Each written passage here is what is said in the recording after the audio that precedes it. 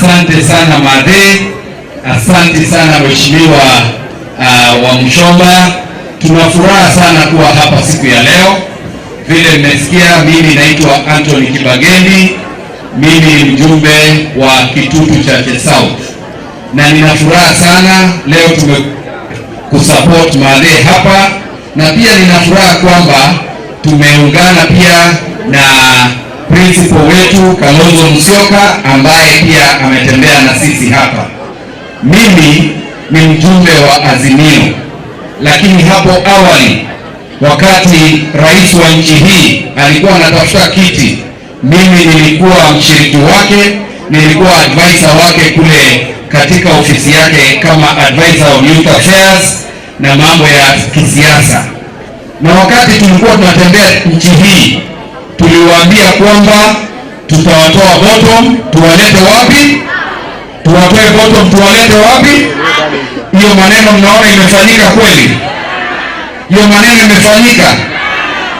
Baada ya hiyo, rais huyu William Ruto alikuwa akisema atapunguza ushuru akiingia, akasema atapunguza cost of education, akasema atapunguza kila kitu, lakini ameingia, yeye ndiye ameanza kuongeza ushuru, yeye ndiye ameanza kuongeza cost of education, na yeye ndiye anaendelea kufanya maisha yawe magumu, sivyo?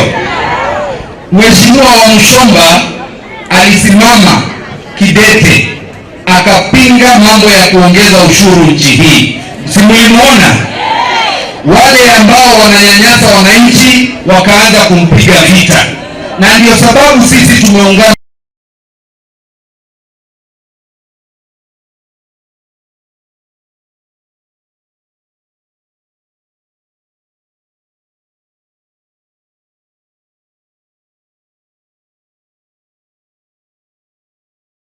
Musyoka kumaliza term yake ya kuwa rais. Sisi tunaweza chukua kazi hiyo.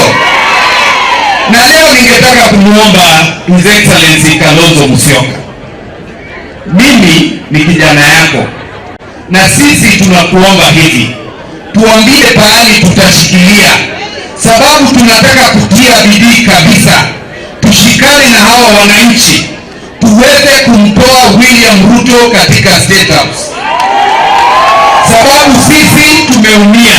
Watu kule Kisii wamekubali, wanaungana na sisi mkono.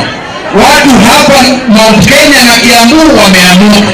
Kwa hivyo tunakuomba, tuambie pahali tunaingia. Ya mwisho, tunakuomba Mheshimiwa wa Mshomba, ninajua unamfikia Uhuru Muigai Kenyatta, muambie hivi, tangu atoke ushukani, wananchi wa nchi hii wanaumia, sivyo? Tunamuomba atoke, aseme neno moja tu, na nchi hii tutaungana na tuweze kuleta mabadiliko, sivyo?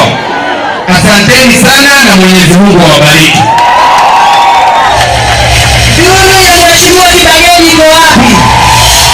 Mheshimiwa Kibageni, ukirudi kule Kitutu Chache, upeleke madam hii kitu, na kama una mtu utuambie, tuko wengi hapa.